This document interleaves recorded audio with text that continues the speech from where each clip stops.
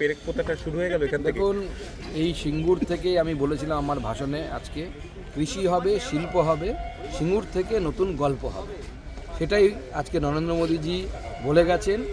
বিকশিত বাংলার লক্ষ্যে সেই গল্প, বিকশিত বাংলার গল্প, বিকশিত ভারতের গল্প। তো মাননীয় প্রধানমন্ত্রী স্পষ্ট করে দিয়েছেন যে ল অ্যান্ড অর্ডার ঠিক না হলে ইনভেস্টমেন্ট হবে না। ইনভেস্টমেন্ট আনতে গেলে ল অ্যান্ড অর্ডার ঠিক করতে হবে। আর পুলিশ তো ল অ্যান্ড অর্ডারের বদলে সাংবাদিকরা কি প্রশ্ন করবে সেইটা নিয়ে বেশি চিন্তিত না, হচ্ছে। সেদিন তো এসপিকে দেখে, মুর্শিদাবাদের এসপিকে দেখে আমার মনে হচ্ছিল এসপি আমাদের রাজ্যের কোনো পুলিশ সুপার নয় বা আইপিএস সার্ভিস থেকে আসেনি। মনে হচ্ছিল আফগানিস্তানের মোল্লা ওমরের পাঠশালা থেকে, মানে মাদ্রাসা থেকে এসে, ওখান থেকে এসে যে কি করতে হবে, মেয়েরা কি করবে, ছেলেরা কি করবে। এর আগে মুখ্যমন্ত্রী বলেছিলেন যে রাত্রি 8টার পর মেয়েরা বেরোবে না, 10টার পর বেরোবে না। এরপরে বলবেন মহিলাদের সাংবাদিকতা করা যাবে না, মহিলাদেরকে মুখ ঢেকে সাংবাদিকতা করতে হবে। এরপরে হয়তো মুখ্যমন্ত্রী সেটাই বলবে, সেই দিন আসছে। সিঙ্গুর